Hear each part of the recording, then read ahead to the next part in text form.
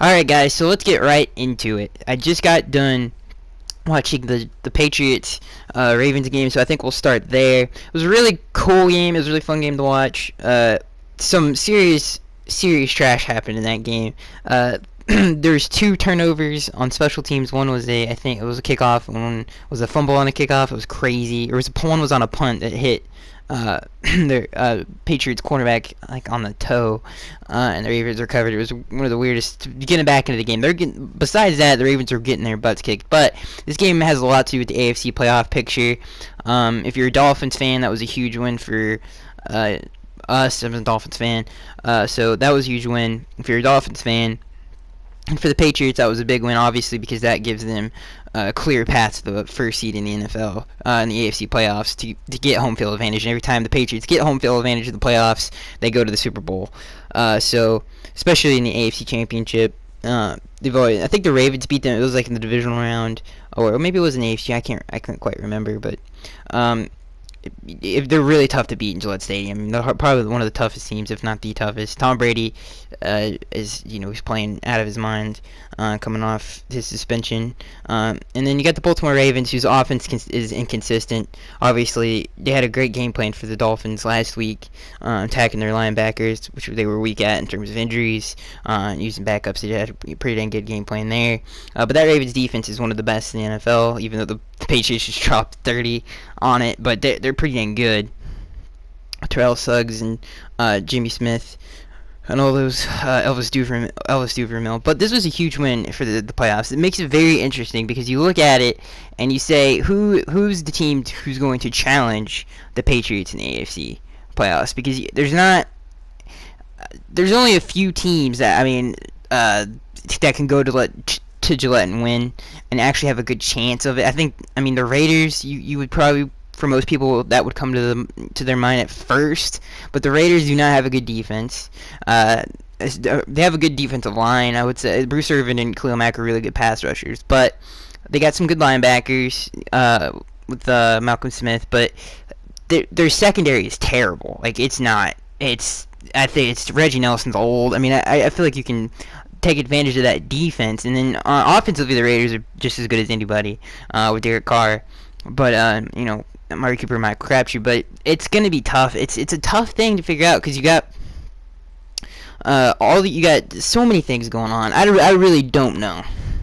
I really don't know who can challenge the Chiefs. I think the Chiefs. If I had to say one team could go up to Gillette and sit in a playoff game, I would say it would be the Chiefs this year, because the Chiefs have a really good defense with Tom Hawley, who's still underrated pass rusher. They have Dee Ford, who's had a breakout season. They have Justin Houston. They have a really good secondary with Marcus Peters and Eric Berry.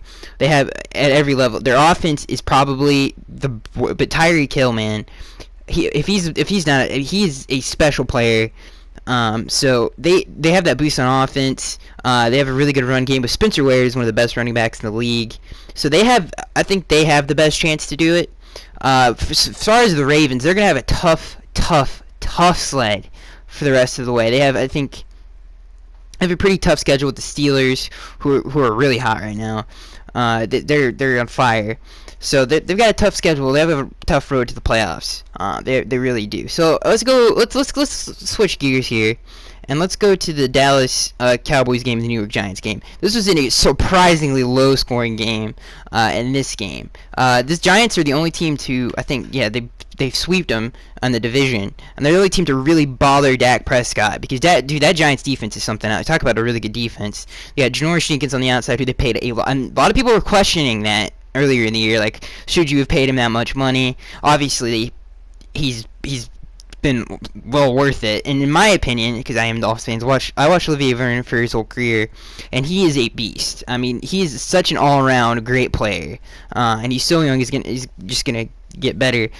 They have such a good defense. Olivier Vernon, in my opinion, is their best. I know probably a lot of Giants like JPP, great player, but Olivier Vernon has the most upside on that defense, and he's a great player, and he's well worth the money that you guys paid him. We should have paid him, for God's sakes. He's so good. Then you got Landon Collins, the kid out of Alabama. He's playing out of his mind. He's nominated for Defensive Player of the Year. He's him and Ovi are probably the two best players on that league, or in the on that Giants team. And then you got the rookie from Notre Dame, who had an amazing game. Moved him all around the place. He had an amazing. I can't remember his name. His name is escaping me right now, but he's having an amazing. And they got DRC in the slot. They have obviously Eli Apple, who a lot of people questioned drafting that high, and he's turned out to be amazing. That defense was terrible last season. They have obviously Damon Harrison, who I've watched a lot. He was a former Jet. He's a great nose tackle, great against the run. So they have a really, really good defense, and that's what won them the game. And they won 10-7. They won by 3 points. They only gave up one play, and that was to I think Terrence Williams on the little fake pitch, little sprint out to the right. But it was busted coverage. But other than that, the Giants defense is playing lights out for them. If that offense can get it together, Eli Manning is turning the ball. He turned the ball over so much in that game. I think if the only thing, Eli cannot turn over the ball. If he doesn't turn the ball over, he'll and that offense. I think that's what really killed them in that game was turnovers, because they probably should have won by a whole lot more if it wasn't for turnovers. Eli had a really shaky game. Odell Beckham continues to be one of the funnest players to watch in the NFL. He took a slant, and it looked covered. It looked like he was going to get tackled, and took it all the way to the end zone. And that was the game winner on offense for the Giants. But that offense is really scary. You got Sterling Shepard, who I really wanted out of the draft. One of the best route runners coming out of that draft, probably the best. And you got obviously Odell, and you got Victor Cruz, who's kind of he's not really shown up that much. I don't know if he's 100% healthy, but he still can be a pretty dang good player for them. Even in the role player position, he's better than that, and he has the potential to be better than that. So that offense with Rashard Jennings, I love Rashard Jennings. I love the way they use him in the screen game. He's a really good player. So that team is really, really good all around team. I like that team. I think that team's really underrated. Now, as for the Cowboys, Dak just had a bad. He just ran into a really good defense. Man, that offense struggled the whole game. Dak was missing passes. He underthrew a pass to Des Bryant. That was, I think, was between like a cover 2. But he didn't. I mean, he just ran into it. I wouldn't say, if I was a Cowboys fan, I wouldn't. Obviously he's the most overhyped. Most talked about probably. Quarterback in the NFL right now, and he's talked about a little bit too much. I mean, they really. I love Dak. I think he's a great player. I think he's a franchise. I doubted him in the beginning. He's proved me wrong. But that team is really good. The Dallas Cowboys offense is probably, if I had to pick an offense to have, it would be the Cowboys. They have everything between the best offensive line in the league. They have one of the best quarterbacks in the league right now. They have one of the best running backs, probably the best running back in the league. They have one of the best tight ends all around, probably the best all-around tight end in the NFL. They have one of the best receivers in the NFL. They have one of the best 2 receivers in the league, Terrence Williams. They have one of the best slot receivers in the league, and Cole Beasley. They have such a good football team all around. That offense can control the clock. They can win games, especially in December football, doing that just by playing off. Their defense is where Sean Lee's a great player. He had probably one of the best games out of any linebacker who's had this year. He had an amazing game. They couldn't block him. They tried to pull guards. Could not. Weren't quick enough for Sean. I mean, Sean Lee was getting in the backfield every single play. Couldn't block the man. But that, again, that's the weakness of that team, is that defense. And that, dude, their defensive line. Ron Miller, I can never say his name, but their defensive coordinator talk about making something out of nothing. That defensive line, not very talented, and just great coaching. Makes that defense, they're really high effort players. But if the Cowboys, they've got everything they need to win. I just don't know if they're young. Got a young quarterback. Zeke. I don't think he's gonna hit a rookie wall. But Dak could be hitting you never know when he could hit a rookie wall in the playoffs. It would be the worst time to hit it.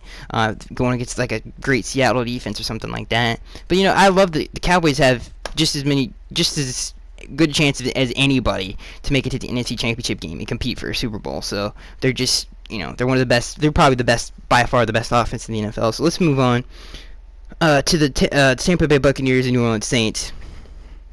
Now this game, the Saints are the best, one of the best passing offenses in the league. They are insanely good. Drew Brees, I don't care if you're double covered, he finds a way to fit it in there. He's a it's a great offense. It's fun to watch. You got Willie Snead. You've got Michael Thomas, who's obviously nominated for Offensive Rookie of the Year, and probably, Rookie of the Year too. He's having an outstanding season. The amount of great rookies, it's a great rookie class this year. You got, Joey Bosa, you got Floyd from Chicago. Obviously, you got Zeke and Dak. You've got, Carson and Philly. You got a lot of good rookies this year. Yeah, the Saints offense is extremely tough to stop. And the Buccaneers defense has caught fire these last couple of weeks. They are insanely good with that defensive line. You got Gerald McCoy is a beast. Their secondaries, you got Brent Grimes, who I know all about Brent Grimes. I thought he was out of his. He had a terrible season with us last season, the Dolphins, and he's had a great season with them. Virgin Hargraves, the kid out of Florida, has had an amazing rookie season. It's another great rookie is just balling out for them. And that defense is winning them games. They only won 16-11, and it was like, I think it was 4th and 2 or something like that, and they pick off Drew Brees. Just an amazing.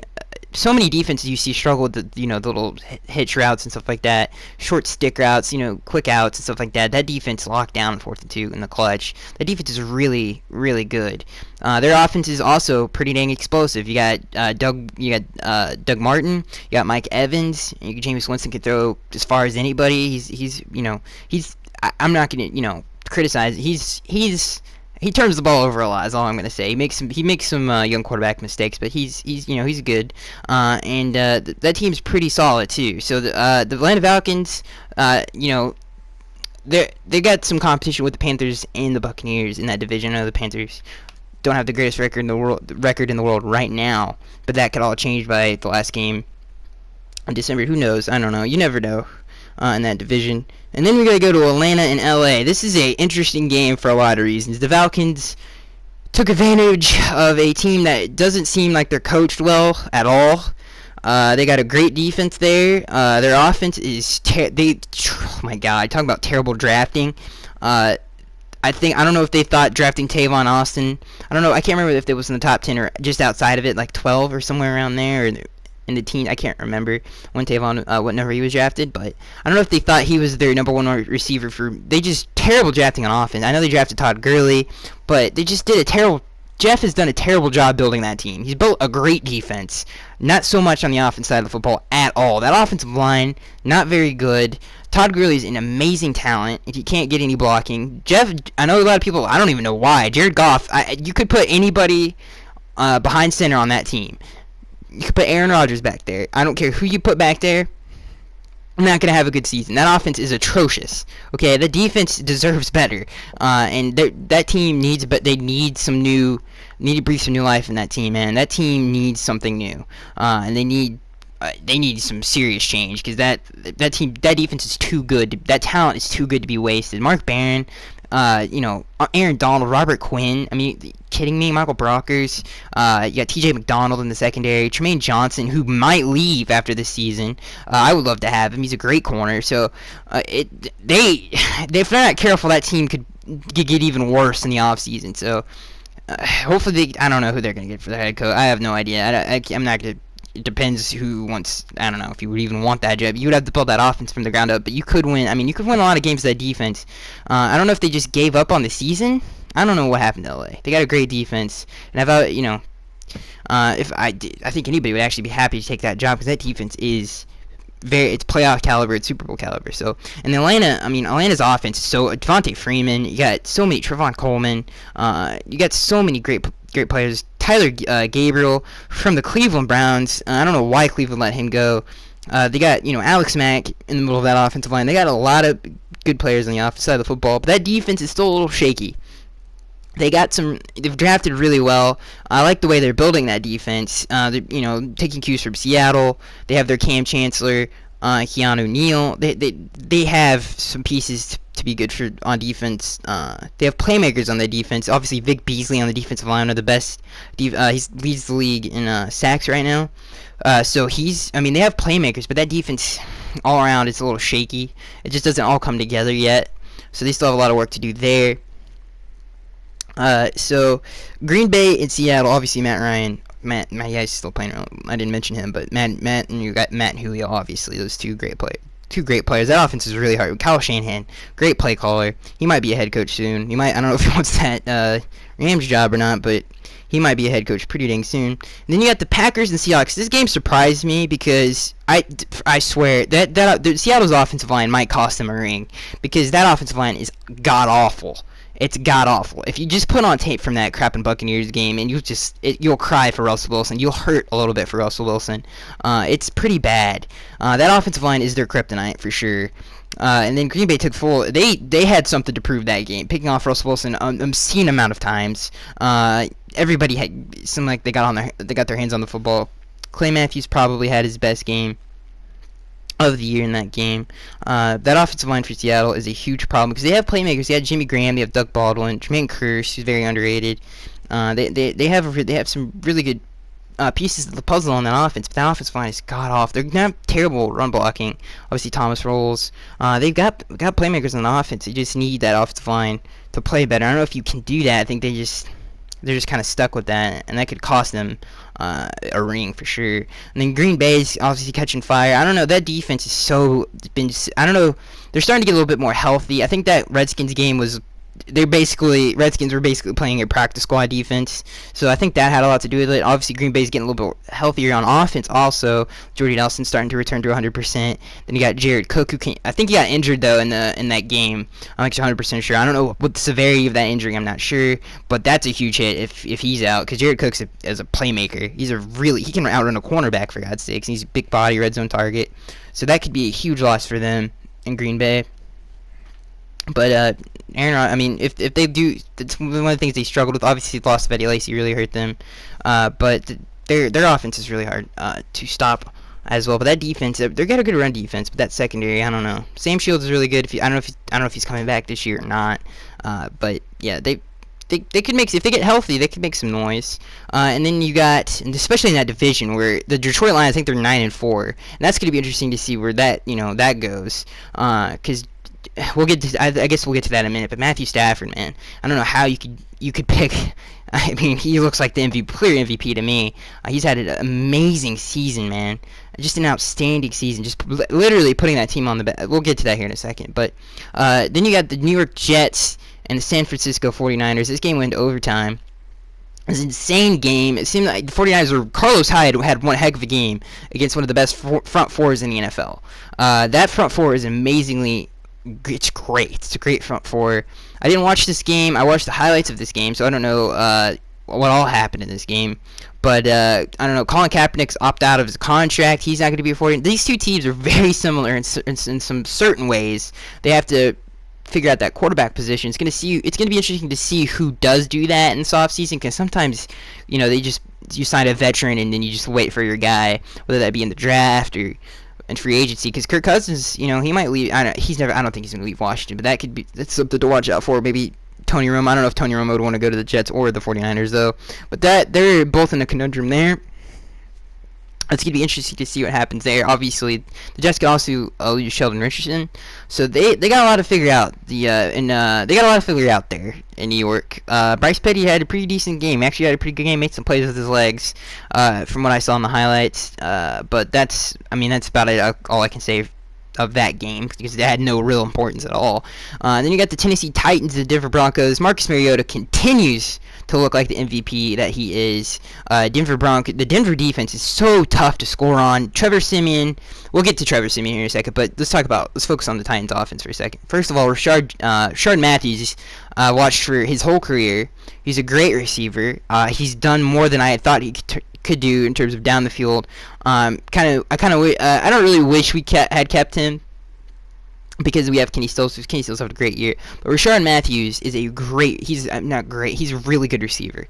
And Marcus Mariota is making him look like a number one wide receiver right now. Rashard Matthews always had great 50-50 ball talent, great route runner, big target too. He's got some speed to him. He's a great run after the catch guy too. So they have a secret weapon there. Anthony Fasano, one of the most underrated tight ends in the NFL. Also watched him for many years in Miami. Great run blocker, great receiver. For some reason finds a way to get open all the time. It's crazy. He's great. great role player there. And then obviously in Denver, man, they've got to figure out something, man. Trevor Siemian had a good game towards the end of that game. It seemed like he was going to come back from behind and win it. And the one thing I like about Trevor Siemian is his feet. I like the way he moves around in the pocket. He's got a really good sidestep. He's good in the pocket, I think. I think he moves around in the pocket really, really well. I just don't... I don't know. It seems like he holds onto the ball a lot, long. I don't have any statistics to back that. I could be wrong about that, because I don't want to say that. I don't have any statistics to back that up. I'm not going to just say stuff to say it. I just don't like... Because you would think that offense would be a little bit more potent with the run game. Maybe the run game is hurting them. They're having a tough to find. Obviously, C.J. Anderson got hurt. They're having a tough time trying to find that bell cow right now. They signed Justin Forsett. But they drafted that kid. I can't remember his name right now. I think it's Devin something in the draft. I really liked him. He's one of the he was mini draft boards, one of the top running backs coming out of college. So I don't know what's going on with him. I know they were talking about he needs to bring more tackle. I don't know, something weird like that. But they have a potent. Their offensive line's not terrible. Their receivers, they have probably the best receiver duo in the NFL with Demaryius Thomas and Emmanuel Sanders. I mean, I don't know if you can ask for much better than that. Potentially both number one wide receivers. So I don't know. They got to figure. Hopefully they don't figure that out for my sake as a Dolphins fan, and hopefully that continues for them. I'm sorry if you're a Broncos fan, but I have interests too. But that just seems, man. I don't know how you cannot have an extremely potent offense with that defense to complement that defense with Von Miller. They got Derek Wolfe. Shane Ray, they got a lot of good, obviously Keeps Lee, Chris Harris. I don't know the severity of Chris Harris's injury. I know Harry Douglas hit his knees, which was dirty. So yeah, let's go to the Washington Redskins Philadelphia Eagles game. Now I watched this game, missed the end of the game, coming to find out Carson Wentz fumbles the football, covered by Humphreys. I'm pretty sure, but this was a crazy good game. A lot of that Redskins offense is really good. Deshaun Jackson continues to be an Eagle killer. So he's probably the best receiver in the NFL who can track a ball down. Because Kirk Cousins, I can't remember if he underthrew it or just was a little off on it. But Kirk Cousins is a great deep ball throw. Don't get me wrong. But it was amazing how he tracked that ball down, because it was a poor throw, and then Deshaun somehow found it in the air and ran in the end zone. Rob Kelly, I think is how you say his name, one of the best running backs in the NFL in terms of breaking tackles. I know my running back in Miami, J.J. I think he's number one in the NFL in breaking tackles as Jay is, but Rob Kelly, really hard runner. He's got some speed to back it up too. So they have in that offensive line with Trent Williams and all the other cats on that offensive line. That team is really good on the offensive side of the football. You got Jordan Reed, one of the smoothest route runners in the NFL. So fun to watch Jordan Reed play. And they obviously got Pierre Garçon. Crowder is another great player. Man, that offense is something else. That defense needs... Kerrigan's really good. Obviously, Josh Norman's really good. But that secondary, other than that, Josh doesn't follow people. And it's NFL, you saw that with the Steelers. They take advantage of that pretty well. He sometimes does, but he's mainly one side of the field guy, kind of like Richard Sherman. But that defense needs some work, I would say, to get that team to the next level. But that offense is there already. And if they don't re-sign Kirk Cousins, I don't know what the heck's wrong with them. He's a really good quarterback. So let's move on to the Minnesota Jacksonville game. I'm not going to do the Dolphins Arizona game because that video would have already uploaded before this one. So if you want, you can go watch that. But on my channel, just to say this real quick, I do Dolphins content. This is obviously an all NFL thing. So on to the Minnesota Vikings Jacksonville Jaguars game. Not a lot to talk about this game. We'll talk about seasons and division wise, I guess we could talk about, but and in the future of the Jacksonville Jaguars also. The Vikings offensive line is probably one of the worst, if not the worst, in the NFL. Now I would contend when the Dolphins offensive line was injured, when it gets injured constantly, that's a good. And then you got the Panthers. I would say the Panthers offensive line is probably the worst in the NFL. I don't. You can seriously that Mike Rimmers. They got guards at tackles at guard. It's pretty bad down there. Obviously Ryan Khalil's hurt down there, but anyway, they have a terrible offensive line that's really hampered Sam Bradford and what he can do. That offense is so boring to watch. They have obviously Stephon Diggs, Treadwell been a little bit pretty big disappointment. Kyle Rudolph trying really good tight end, big target, really athletic. Obviously, that offense is missing AP a lot, who's an amazing playmaker for them. Adam Thielen, I can't remember his name right now, but Thielen, I think is his last name. I think it's Adam Thielen. I'm not sure. I don't want to be wrong about that, but he's having a really underrated year. He's having a good season. So they got pieces on that offense to be really good, and that defense with, oh my God, Eric Kendricks, Anthony Barr, Everson Griffin, that defense, Harrison Smith, Xavier Rhodes, that defense is tough, man. So tough, dude. They look so lights out beginning of the year. And that offense has really brought them down a whole. That offense has really hampered them for, they went on that 5-game win streak, I'm pretty sure, and then it's just after that it was it's been pretty bad. But if they could get that, well, I don't think they're going to be able to get that offensive line figured out, and they wasted a hurt, and who knows when Teddy's coming back. I hate to say it, Vikings fans, but it's not looking very good for you because the Packers are on fire right now, and the Lions have an MVP candidate in Matthew Stafford, and they sweeped you guys, so that's not looking too good for you guys. But I don't know, anything's possible. And then you got the Jacksonville Jaguars. I have a friend that is a huge Jaguars fan. Malik Jackson, they went crazy in free agency. They had obviously Julius Thomas. I think it was I want to say this is his first year there, or second. I can't remember right now. It's late. Anyway, they got Julius Thomas, free agency, whether it was 2 years ago or a year ago. Malik Jackson, okay. Prince Amukamara, and free agency. They got Deshaun Gibson from Cleveland, who I thought, Deshaun Gibson's a really good player. If you don't know who Deshaun Gibson is, really good free safety. They've got pieces on that defense. They draft Jalen Ramsey. Dante Fowler's coming back off a crapping ACL injury. And then you got the kid from crapping UCLA, Miles Jack, who I wanted so bad because he looked like, I know he's coming off the injury. Everybody's like, oh, can he last? He's got this knee problem. I thought that defense was going to be really good. They have some Derek Marks. They've got some players that were already there, and Telvin Smith, who's a great linebacker. You got Paul Posluszny, who's in his prime was amazing, but now is more of a role player, but a really good role player. They've got pieces of the puzzle. Obviously, if I didn't mention Jalen Ramsey, he's a great corner. They've got pieces of the puzzle. They had an outstanding draft. They have T.J. Yeldon. And that offense is really good. Now, I don't know if it's coaching with Gus. I don't know what's going on, but he's not going to be the Jaguars head coach. If they have any sense, he's not going to be the coach after the season. I do not know what's going on with that team. You've got Allen Robinson, Allen Hurns, okay, Julius Thomas at tight end. You've got two pretty T.J. Yeldon. I love T.J. Yeldon. I don't really like Chris Ivory, personal reasons. But that offense, and what I mean by that, he used to be a New York Jet, but that offense it's pretty talented. We got Blake Bortles, who looked like a franchise quarterback last year, didn't win any games. A lot of his touchdowns are in garbage time, which is kind of pragmatic. But other than that, that offense looked really good. I don't know what happened to it. I don't know what happened to that team. I think it was coaching. For right now, I'm going to say it's coaching. Hopefully you guys need to hold out that Blake Bortles gets a good coach, and it is coaching why he turns over the ball so much. And hopefully it didn't hurt his development to the point where he cannot be salvaged. Okay, so let's move on to the next game. You got Houston Texans and the Indianapolis Colts. I was totally wrong about this game. Now, I can't remember who all I said was going to win Sunday, so I'm not going to, I can't remember, so I'm not going to sit here and say it, but I know that I picked the Colts to win this game. Andrew Luck had a terrible game. He had some bad luck, obviously, but still not a great game. Then you have the Houston Texans defense who played lights out for them. Javion Clowney coming up huge with a strip sack, Brock Osweiler, Lamar Miller continues to be a star for the Houston Texans football team, and I miss him so much. I miss him and Olivier Vernon. And then you got the Indianapolis Colts, whose defense needs a complete and utter makeover.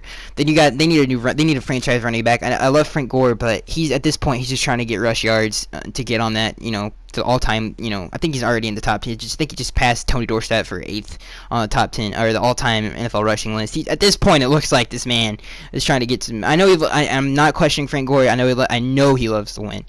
Watched him my whole life, so I don't. But they need a makeover. They need. Philip Dorsett has been disappointing to say the least. T.Y. Hilton continues to be a beast. That Boyle kid is really good. They just need the offensive line needs some work really bad. Luck needs some help is basically what I'm saying. So let's move on to the next game. We have the Chicago Bears and the Detroit Lions. Matt Barkley, I think is how you say his name, or maybe hopefully I'm saying his name right. Had some pretty good plays in that game, man. He had a good deep route, but it was mostly the Chicago Bears defense, as tradition, that really almost won them that game. They had a pick six on Matthew Stafford. Floyd had a pretty dang good game. Detroit, obviously Matthew Stafford pulls it out in the fourth quarter, and as he has all year. The man, what he has been able to do is insane. I don't know if one person said, I thought, you heard a lot of people saying, what is he going to do without Calvin Johnson? This man has gotten better without Calvin Johnson. Getting Marvin Jones, getting Golden Tate. I don't know if you can say it. Golden Tate is an amazing receiver, don't get me wrong. But I don't know if you can say he has that true number one game-changer receiver. He has a game-changer receiver in Golden Tate, but I'm talking true number one receiver. I can get you 1,300 yards, 1,500 a year. You know what I mean? That kind of guy. I don't know if he has that. I don't know if he has that 50-50 ball guy who's big, tall, huge red zone target, but they do have Golden Tate, who's an amazing receiver. I love Golden Tate. I'm not trying to bet. You know what? I'll say it. Golden Tate. Marvin Jones also had an amazing start to the season. He was looking like a number one receiver, but I'll say it. Golden Tate, number one receiver. I love the way he plays.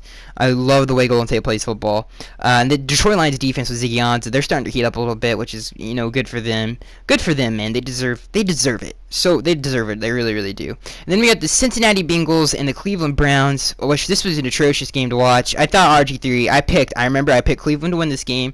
That was a mistake. Cleveland has a really good future. They're going to have to go through like 2 or 3 more drafts, 2 drafts maybe. Maybe this next draft will change things around for them to get them back to at least to being an 8-8 team. At least back to, either a winning season or right at 500, like being 8-8. But they're going to have to go through some rebuilding. They have the pieces with Jamie Collins down there now. They have Carl Nassib down there. They have some pieces down there. They have Duke Johnson. They have Terrell Pryor. They still have Joe Thomas. They have building blocks. They just need to retain Hugh Jackson, first of all. That's huge, because if they do that, they have a chance to be good on a consistent basis for a long time. If they keep him and let him build his team and not have to deal with other people's pieces to the puzzle. So let's go down to Cincinnati for a second. Now the Cincinnati Bengals, I think they had a pretty, I guess from their fans' perspective, they had a pretty dang disappointing season. Obviously they had an amazing season last season. A miracle that they lost that game against the Steelers, but I don't know. Andy Dalton, AJ. They still got AJ Green. That team is not bad by any stretch of the imagination, but they were bad this year, I guess you could say. But they still have a chance to get right back in it next year. If they make a few moves, maybe get Andy Dalton. I know they drafted the kid out of Pittsburgh. I can't remember his name right now. I think it was Tyler Boyd. I think that's his name. So he could be the future number 2 receiver for AJ Green. They still have Tyler Eifert. They still have Giovanni Bernard. They still have Jeremy Hill. Maybe that offensive line probably needs a makeover. Maybe it's getting a little bit old. So maybe that's the thing that they're going to focus on in the offseason. Who knows what they're going to focus on the most. That defense still has playmakers on it. They still have Geno Atkins. Maybe Adam Jones is getting a little up there in age. Maybe they need to do something about that. They still have they still have playmakers on that defense. That team I think that offense definitely needs a new offensive line. They got some talented running backs too. I just said that. But so let's go down to San Diego and Carolina Panthers. The Carolina game. This game was it was huge if you're a Carolina fan. If you hold out any hopes of making the playoffs, which are obviously extremely low, almost dang near impossible now, but there's still a chance. They with Worley coming back, Kurt Coleman coming back, that was huge for them. That offensive line continues to hamper that team. They could have won so many games. That defensive secondary obviously lost them a lot of games. With Bradbury, could be James Bradbury is a really good cornerback, probably one of the best tackling corners in the NFL. They have they got K'Wan Short, they got Mario Addison. They still, I think they need a young pass rusher. Charles Johnson's getting up there in age. Kuechly, they obviously have the pieces there. Kurt Coleman's one of the most underrated safeties in the NFL. They have Kelvin Benjamin, who's one of the most underrated receivers in the NFL. They have Devin Funchess. So they have pieces to the puzzle. They obviously have Cam Newton. They still have Jonathan Stewart running back. But they can make they can really make this team a playoff contender and a Super Bowl contender again if they figure out that offensive line. I really do believe that. I think that should be their number one priority. Mike Rimmers is just utter garbage. They need the only offensive lineman I'm keeping on that line is Andrew Norwell. and Ryan Khalil. That's probably, and Ryan Khalil's getting up there in age too. So, and then we go to the Chargers, whose season has been literally ruined by injuries. If I were them, I would keep Mike McCoy. It's not his fault that the Chargers have this season. I think they had 7 injured Chargers in the Carolina Panthers game alone. Joey Bosa went down, I think, at one point. This team is just been absolutely plagued with injuries, and it's not their fault at all. And obviously Phillip Rivers losing Keenan Allen, Stevie Johnson was huge too. Stevie Johnson, Keenan Allen, some really underrated receivers there. And Tyrell Williams and Dontrell Inman playing really well. And then you got Hunter Henry. So they have some building blocks there too. They just need to stay healthy. Maybe they move on for Keenan Allen. Who knows? Maybe they grab Alshon Jeffrey in the free agency. Who knows? Who knows? Then you got the Pittsburgh Steelers, the Buffalo Bills. This was a fun game to watch. It was in the snow. Le'Veon Bell had a franchise game, a historic game, over 200 yards rushing, broke a Steelers franchise record. That Steelers team is really hot right now. It's on fire. Antonio Brown, obviously Wheaton. They have Eli Rogers. I think that's how you say. That's probably the wrong guy. I'm so tired right now. Hopefully I said saying the rookie receiver that they have. He's had a really good year. They're really missing Martavis. Can you imagine that offense with Martavis Bryant? Their offensive line is actually pretty good too, with Pouncey and Villanueva. They have some good pieces there. Beecham, or not Beecham. Beecham's not on the team anymore. I can't remember. It's late. But that defense, James Harrison continues to defy Father Time. I have no idea how. The kid, Artie Burns, he's having a good season. He's having a decent season. He's a rookie, but he's got talent. Mike Mitchell's having a really good season. That defense is probably the biggest question mark, though, for that Pittsburgh Steelers team. That offense is just lights out. Even without Martavis Bryant, they are lights out. And they still have a trinity in Big Ben. They have just like Dallas does. They have Big Ben, Antonio Brown, and Le'Veon Bell. So they still have that offense is still one of the best in the NFL, even without Martavis Bryant. And then going down to the Buffalo Bills, who've just totally. It seems like they. It's hard for me to talk anything about the Bills. I hate the Bills so much, and I don't want to be biased, so I'll probably just will skip them. But obviously, they've been hampered by injuries without Sammy Watkins for almost the whole year. A lot of stuff has went into that. They're one of the best teams in running the football. Just passing attack's not very good at all. The defense is really good with Lorenzo Alexander. He's been a huge surprise. They still have Marcel Darius. They still have really underrated linebackers.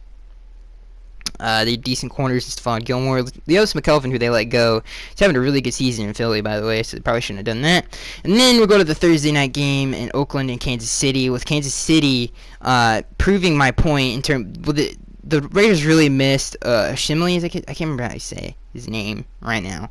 I think it's Osimile or whatever his name is. Their offensive line and left guard they got from Baltimore. They really missed him in that game. Well, a big part of that Raiders offense is running the football, and it really hurt them in that Kansas City game. The Chiefs continue to have Tyreek Hill had one of the best games of the year. He's having an amazing season. I don't know how you don't give him offensive rookie of the year. And then you got Alex Smith is kind of getting better. Down the stretch of the year. They really need him to if they want to get to a Super Bowl or beat the Patriots. So the Raiders need some help on that defense. I still think that secondary is out of whack. But if once they get healthy on that line, they're going to be back to the dominant offense that they are. Derek Carr and Crabtree and Michael Crabtree, and you got kid from the tight end from Miami, and then you got obviously Amari Cooper. So, and Latavius Murray, one of the most underrated players. He's been a really underrated player for a very long time. Obviously, you got Khalil Mack. So they still have that offense can be dominant and win them games, but that secondary, big old question mark for me. I don't know. Go against like a Brady or something like that, an elite player, elite offense, like a offense that can score a ton of points. I don't know. Just a big question mark there. So that's going to be it, guys. I am Skextrain83, and that is going to be it. I'll see you guys in the next one.